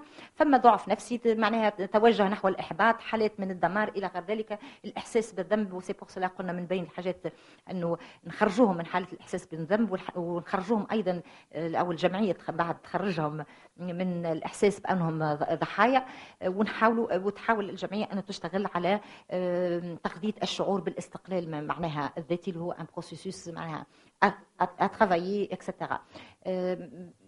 اخر حاجه معناها هوني بعض معناها التوصيات على الاقل نكمل، او اولويات التدخل. بالنسبه نجموا بالنسبه للبحث هذين باش باعتبار انه طولت والبحث معناها طويل والاشياء فيه كثيره، انه فما من خلال هذا البحث اولويات للتدخل كما معناها شفناها حسب الواحد، وتوصيات اللي قمنا بها، توصيات عامه وتوصيات خاصه لجمعيه بيتي. واشكركم على الانتباه واعتذر على الاطاله.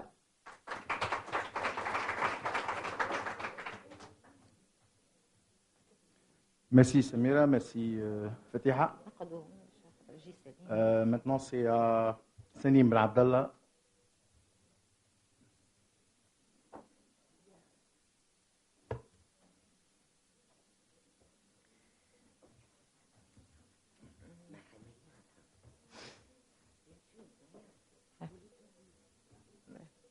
Je ne vais pas être très lent parce que je pense qu'on a pris beaucoup de temps. Voilà, ma présentation également, elle est longue, mais je vais être très court. Malheureusement en deux langues, en français et en arabe. Je vais essayer de jongler entre deux langues en fonction du... D'accord. D'accord. Bon, ok, je vais essayer de parler lentement, mais court. Et pour donner plus de temps pour la discussion et le débat, mon travail est plus technique que le travail de mes collègues Fatiha et Samira parce qu'il est plus sur l'aspect institutionnel, aussi bien en ce qui concerne l'environnement institutionnel de l'association Beiti et particulièrement la maison de halte à mettre en place par l'association, et une proposition, un draft, un projet de fonctionnement de la maison de halte en fonction de nos observations et nos entretiens avec les partenaires qu'on a eu l'occasion de les voir. Et à cette occasion, donc, je remercie beaucoup les différents partenaires. J'ai eu l'occasion d'interviewer une vingtaine de représentants d'organismes gouvernementaux et non gouvernementaux qui sont en relation avec la question de la vulnérabilité chez les femmes sur le Grand Tunis essentiellement. L'idée, c'était de faire le recensement des différents intervenants en faveur des femmes en situation de vulnérabilité dans le Grand Tunis. Et on a fait un focus sur les structures qui offrent un hébergement aux femmes, et notamment 4 structures qui peuvent nous inspirer dans notre proposition. Et c'était essentiellement la maison de retraite, la maison des personnes âgées à Manouba, le centre d'hébergement de l'association Amal à Sokra, et le centre d'orientation à Zahrouni du ministère des Affaires sociales, et le DAR, le centre d'hébergement des femmes et des hommes cancéreux de l'association tunisienne de lutte contre le cancer. Bon, ça c'était le premier aspect. Bien entendu, je remercie l'équipe de Beiti qui nous a beaucoup facilité le travail de contact avec les intervenants.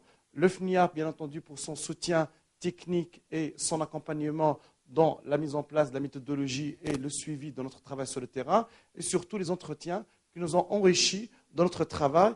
Et on a eu beaucoup d'échanges, de discussions avec la deuxième équipe qui a travaillé plus sur le profil de ces femmes. Donc, je vais essayer de présenter ce que j'ai fait. Bien entendu, je remercie beaucoup Sana pour son soutien, son encouragement, ses conseils.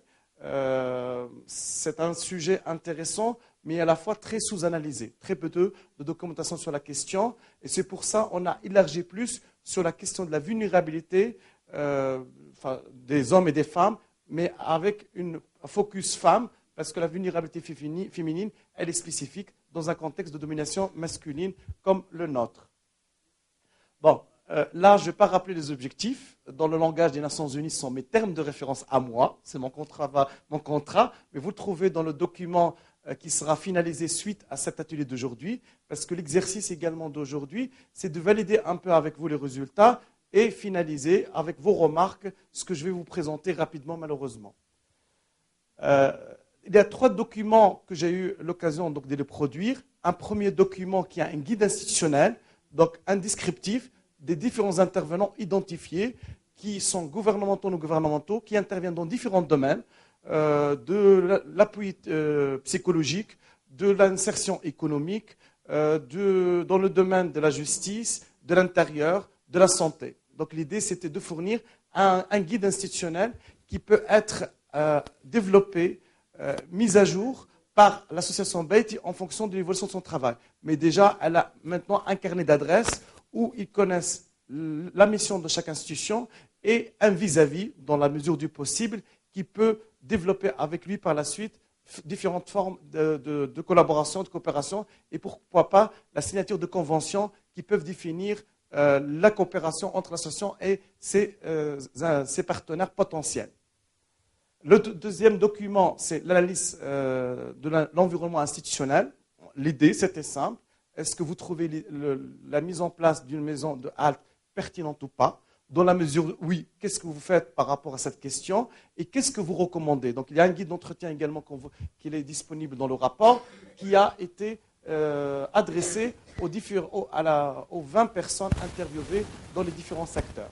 Et le dernier document, qui est en arabe, les 2 premiers en français en grande partie, le troisième, c'est une proposition de fonctionnement de maison de halte par rapport à ce qui a été dit dans les interviews et les observations qu'on a eu le temps de le faire dans 4 structures qui ressemblent ou qui peuvent, à la limite, donner un exemple à la maison de halte dans son travail futur.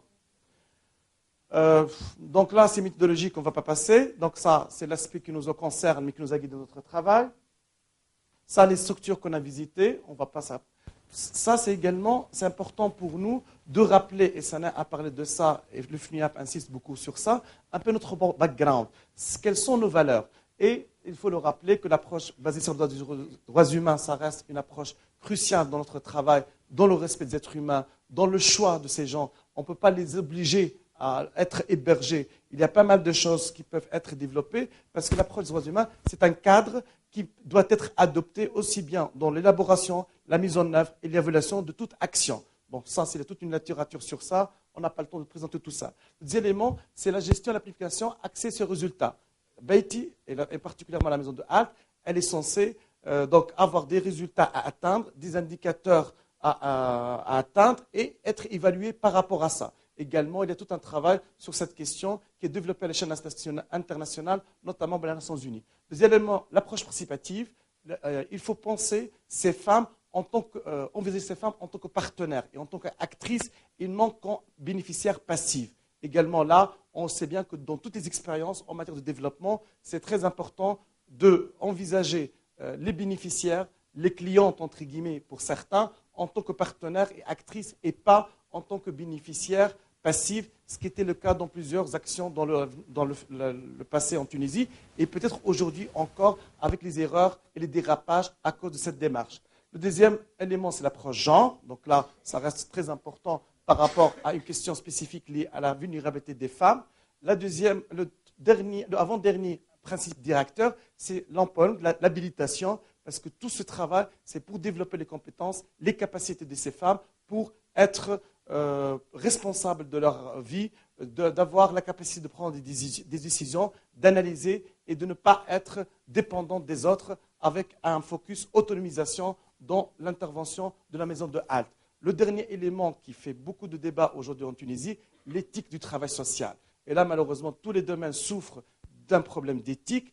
Et dans un travail social, c'est fondamental que le personnel et l'équipe respectent certaines règles fondamentales par rapport au secret professionnel, au respect de la personne, à la non-violence, non à la discrimination, à la stigmatisation. Donc tout ça également, vous le trouvez dans le rapport qui est fourni à l'association.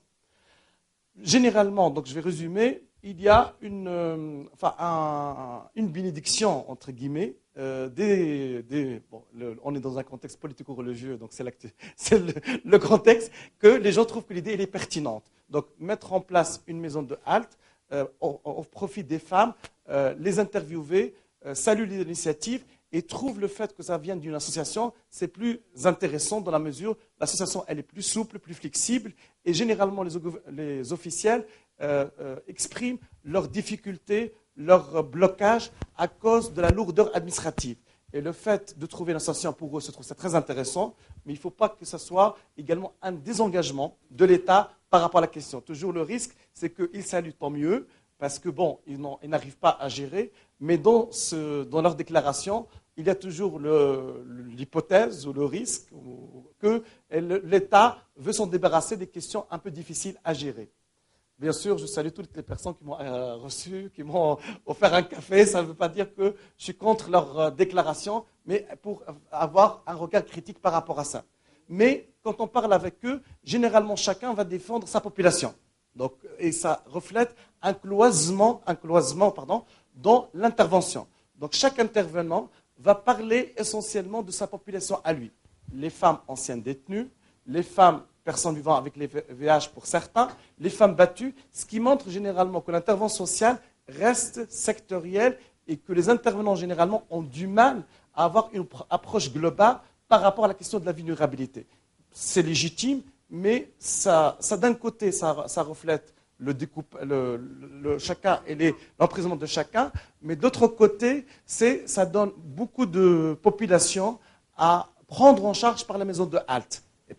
Et là, le choix, quelle est la population la plus prioritaire par rapport à l'association de halte, de Beiti, et en même temps que chacun dit, moi je compte sur vous pour prendre ma population parce que j'ai des problèmes par rapport à ma population spécifique. Je donne un exemple simple, les femmes âgées entre 50 et 60 ans qui n'ont pas de ressources financières, elles sont dans la rue parfois parce qu'elles n'ont pas un salaire, elles ne travaillent pas, elles ne remplissent pas le critère pour intégrer la maison des personnes âgées à Manouba, et elles sont dans la rue parce qu'elles ne sont pas dans les critères. En même temps, elles peuvent être dans la vulnérabilité parce qu'elles sont rejetées parfois par les frères, les sœurs, ça dépend du cas, et on ne trouve pas des solutions pour ces femmes.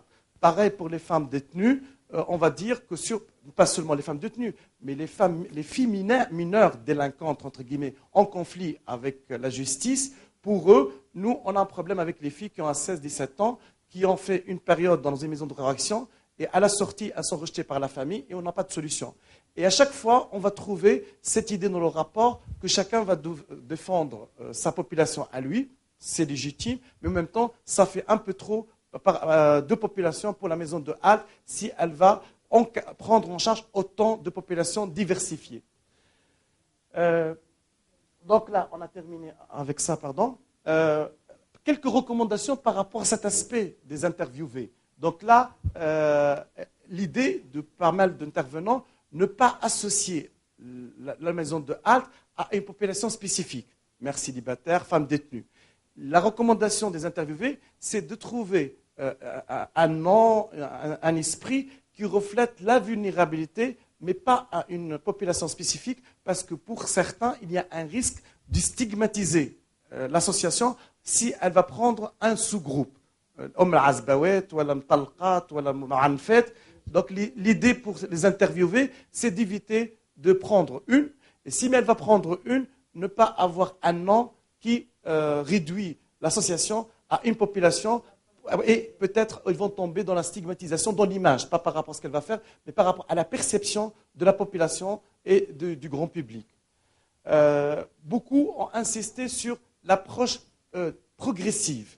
Pour eux, ils trouvent que c'est très lourd d'héberger des femmes en situation de vulnérabilité, Et donc la recommandation de plusieurs intervenants, interviewés, c'est de commencer petit, avec de l'écoute, avec des aides sociales, avec des conseils juridiques, et peut-être agrandir le projet petit à petit quand l'équipe commence à s'installer et commence à développer un certain savoir-faire.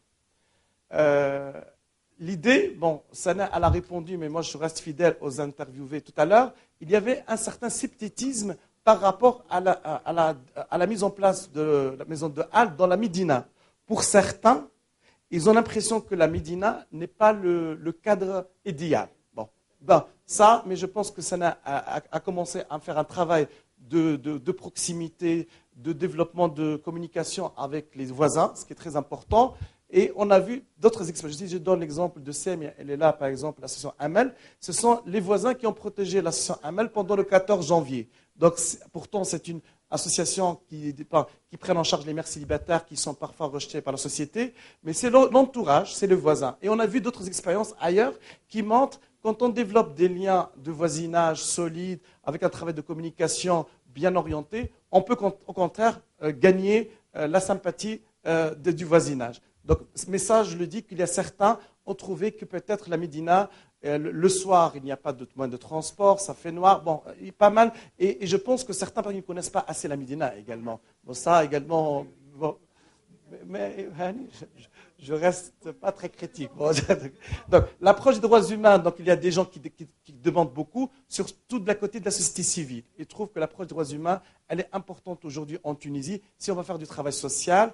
Et moi, je connais ce qui se passe malheureusement dans d'autres régions aujourd'hui, qu'il y a certaines associations à connotation religieuse, politico-religieuse, qui commencent à faire des actions qui cassent ce que les autres font. Bon, je ne veux pas donner des exemples, ce n'est pas le moment, mais maintenant on commence à voir que certaines ONG qui ont conflit même avec l'intervention gouvernementale parce qu'elles adoptent des démarches qui se contredisent avec ce que les autres font. Ça, c'est parce qu'on n'est pas dans les droits humains, et on n'est pas dans l'éthique du travail social et qu'il n'y a pas de chef de file, qu'il n'y a pas une plateforme qui organise ce travail.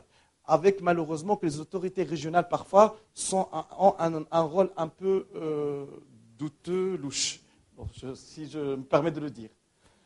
Bon, l'émission, je ne vais pas également aller beaucoup dans les détails, on le trouve dans le document, que l'idée, c'est que la maison de Halte, elle va héberger, c'est une mission principale, mais également c'est d'identifier les contextes qui favorisent cette vulnérabilité. Parce qu'on peut réduire, ou enfin pas stopper, c'est un peu impossible, mais par un travail de préventif. Et là, ça commence par l'identification des contextes susceptibles de favoriser cette vulnérabilité. Donc un rôle important, c'est d'observer, d'écouter ces femmes, parce qu'elles ont besoin d'aide, de soutien, mais également ça peut nous donner une idée sur ce qui se passe dans certaines structures, dans ce contexte. Et là, c'est le travail de Sambait, de faire du plaidoyer, de jouer un rôle pour limiter ou réduire le nombre des femmes qui peuvent tomber dans la vulnérabilité et être sans abri. Le deuxième élément, c'est bien entendu à fournir un accompagnement approprié. Par rapport à tout, ça reste la satisfaction des droits. Donc ça, c'est très important quand on travaille ici. Certes, c'est pour donner de la bouffe, du lait, de la chaleur et tout, mais ça reste, c'est une satisfaction, c'est que ces femmes jouissent de leurs droits. Ça, c'est très important. C'est parce qu'elles ont des droits non satisfaits. Et ça, c'est très important que les intervenants, que l'équipe qui va travailler dans la maison intègre cet élément, etc.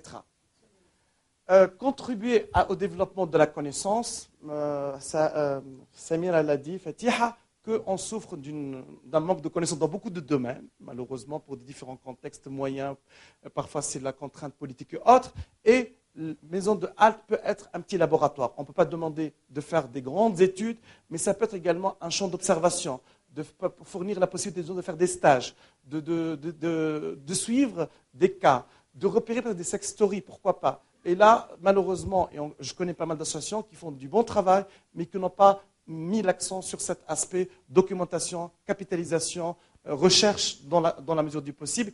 Mais ça peut être important pour l'association elle-même dans son développement, mais c'est également être un rôle par rapport au développement de la connaissance dans un pays qui souffre d'un manque d'information terrible dans certains domaines. Le dernier élément, c'est le développement de son partenariat. Ça, c'est indispensable. Il y a beaucoup de travail à faire avec tous les intervenants.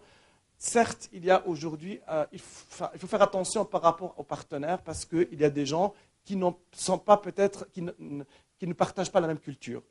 Ça doit être les droits humains, à mon sens, mais ce n'est pas aussi évident quand on voit peut-être d'autres structures aujourd'hui qui font un travail qui fait du tort aux droits humains pour d'autres finalités. Et là également, c'est important de le dire. Je le dis en tant qu'expert sociologue, mais je pense que c'est également un rôle de société civile de stopper ou à la limite de combattre les intervenants qui font du tort aujourd'hui au travail social. Les populations visées, moi je suis également dans la difficulté, mais j'ai essayé de lister, à partir de ce que j'ai écouté, observé, quelles sont les populations susceptibles d'intéresser à la maison de halte. On ne sait pas encore par quoi on va commencer. Si je m'arrête de me dire, je ne peux pas répondre, malheureusement, on n'est pas à ce stade aujourd'hui. On est aujourd'hui encore dans un... Bon, j'exagère un peu. Non, j'exagère, non. Non, j'exagère dans le sens qu'on a eu beaucoup de discussions, mais parfois, malheureusement, je suis frustré, peut-être que je vais vous décevoir, je n'ai pas des réponses à tout. Parce que, également, moi, je suis à la recherche avec vous. Il va falloir ralentir, c'est ça? Okay. Donc là, je cite un peu ce qu'on a observé comme population qui peut être à prendre en charge par Beit. La première, c'est le cas de la perte du logement. Bon, ça reste vague, mais ça peut être la capacité de payer le loyer. Dans plusieurs cas, des responsables ont dit, moi, avec 2 mois de loyer, j'aurais pu résoudre le problème d'une famille. En tant qu'organisme public, je ne pouvais pas le faire. Donc pour eux, à cause de la rigidité de l'administration, nous, on est arrivé à héberger par la suite pour plusieurs mois des femmes avec des enfants pour une simple raison, parce que moi, je n'avais pas les moyens de payer 1 ou 2 mois de trou dans le budget de la famille. Donc ça peut être des cas des gens, monsieur et madame tout le monde, qui ne sont pas vraiment dans la précarité absolue, mais ils ont eu un problème, un accident qui peut être expliqué ça. Bien entendu, l'effondrement, l'incendie, l'inondation du logement, et le tremblement de terre, bon, malheureusement, j'étais obligé de recenser les différentes situations possibles. On a connu les inondations, mais après le 14, on aura la totale. La maladie, la maladie,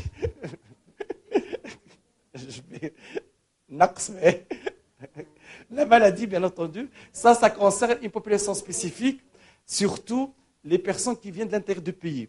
Il y a certaines structures, comme le centre d'orientation Zahrouni, comme l'association de lutte contre le cancer, qui prennent en charge des personnes malades pour une petite période, parce que l'hôpital ne le prend pas pour l'hébergement. Et là également une population, parfois, qui a des difficultés de trouver un hôtel, de trouver des voisins, des parents, excusez-moi, donc sur le Grand Tunis. Donc l'idée peut-être de fournir ça. Parfois, ce sont des accompagnateurs de malades, c'est-à-dire c'est la mère ou l'épouse, et là, ce sont des gens qui n'ont pas les moyens, et on sait très bien que l'importance de la présence d'un parent quand on est hospitalisé. Donc là, ça peut être une population parmi d'autres. La monoparentalité, donc là, pour les femmes veuves, les mères divorcées, donc ça, ou les femmes séparées, et elle n'a aucune idée sur le mari où il est passé. Il est parti en Libye ou ailleurs, donc là, donc là, et l'absence de soutien familial, moral et matériel, donc les femmes séparées, divorcées, veuves. La menace de la violence fondée sur le genre, donc là, on connaît le problème, la TFD, l'ONFP, les structures connaissent le problème majeur. Il n'y a pas de centre d'hébergement. Il y a eu des solutions, des femmes qui ont été logées dans des hôtels parfois chez des bénévoles, des membres de l'association, mais ça ne règle pas le problème.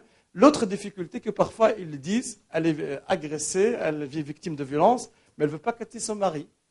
Donc là également, qu'est-ce qu'on fait avec une femme? Elle a tout, bon, c'est son choix, mais parfois on va vers les menaces. C'est-à-dire que quand on a par la suite, on va apprendre qu'elle a eu tel accident, et dans certains cas, qu'elle a quitté la vie. Donc après, comment expliquer aux gens, prendre en charge les victimes de violences?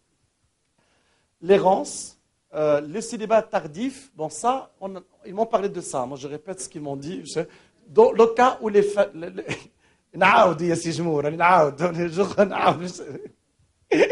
Moi, je reste fidèle. Il y a certaines personnes que j'ai interviewées sont là dans la salle. Donc, je modifie ou je stratais. Donc là, le célibat tardif, que des femmes à 40, 50 ans, elles ne se sont pas mariées, elles restent avec la famille, avec le frère ou autre. Une fois qu'elles commencent à être un peu fatiguées, elles ne peuvent plus prendre en charge les gosses, elles ne peuvent plus cuisiner, faire des choses. Donc, on peut, tant que l'exploitation n'est plus possible, elles risquent parfois d'être rejetées. Le vieillissement, la grossesse hors mariage, la difficulté, et là on le voit, il y a 2 centres sous Tunis, Amel non, qui prennent en charge des femmes avant l'accouchement, mais dans certains cas, les... Non, j'ai dit non. Sous, centre